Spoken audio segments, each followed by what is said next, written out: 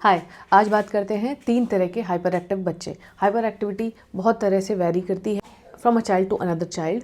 तो ऐसे में हाइपर एक्टिविटी को समझना आपके बच्चे के लिए बहुत इंपॉर्टेंट हो जाता है, बिकॉज आप अगर उसकी हाइपर एक्टिविटी क्यों हो रही है ये समझ सकते हैं, then you will also be able to help them much better. Hyperactivity, if it involves child jumping up and down throughout the day, climbing furniture, stairs बार बार चढ़ना उतरना, ऊंची चीज़ों के ऊपर चढ़ना, जंप करते रहना, कॉन्स्टेंटली सीकिंग स्टिमुलेशन, पैरों में हाथों में ये छेड़ना वो छेड़ना, टेक्टाइल सेंसरी जिसे कहते हैं हम, प्रोप्रियोसेप्शन जिसे कहते हैं हम, तो उस केस में बच्चे को डेफिनेटली एक डायरेक्टेड वे में फ़िज़िकल एक्टिविटी ज़रूरी है, जिसमें ओटी बहुत काम आती है।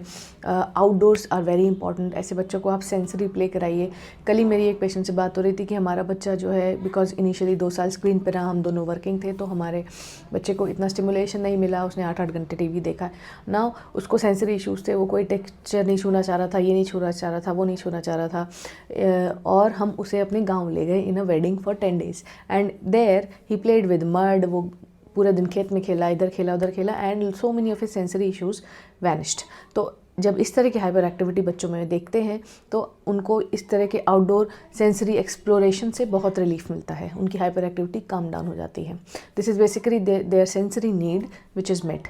दूसरी तरह की हाइपर एक्टिविटी होती है कि जिसमें बच्चा नॉन स्टॉप सुबह से शाम तक भाग रहा है, चीख रहा है, चिल्ला रहा है, एग्रेसिव है, टू द पॉइंट दैट कि वो सो नहीं पाते।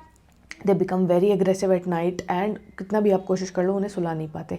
ऐसा बच्चा ओवर ड्राइव मोड में, यानी कि वो दिख तो बहुत हाइपर है बट अंदर से बहुत इतना थका हुआ है कि उसको ना नींद आ रही है, ना ही वो बैठ पा रहा है, ना ही बता पा रहा है। ऐसे बच्चों के लिए रिलैक्सेशन पे काम करना ज़रूरी होता है। उन्हें ऐसे सप्लीमेंट्स और डाइट की ज़रूरत होती है जिससे कि उनकी सेल्फ रेगुलेशन, रिलैक्सेशन जो बॉडी की टेंडेंसी है, टेक्निक्स हैं, वो इम्प्रूव होनी शुरू हो जाएं, बॉडी अपने आप को खुद रिलैक्स कर पाए और उनकी स्लीप क्वालिटी इंप्रूव होती है, तो अपने आप दे स्टार्ट कमिंग डाउन।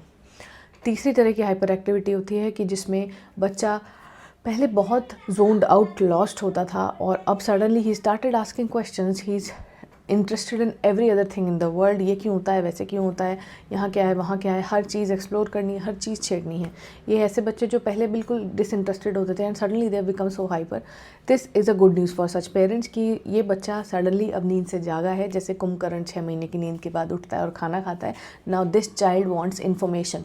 उसको चारों तरफ से इन्फॉर्मेशन सीख करनी है, सीखना है हर चीज़ को, जो उसको पहले शायद आइडेंटिफाई भी नहीं हो पा रही थी। So this is a good hyperactivity, it needs to be nurtured. So जिस भी कैटेगरी में आपका बच्चा हाइपर एक्टिव फॉल करता है, सी कि उसको आप किस तरह सपोर्ट कर सकते हैं।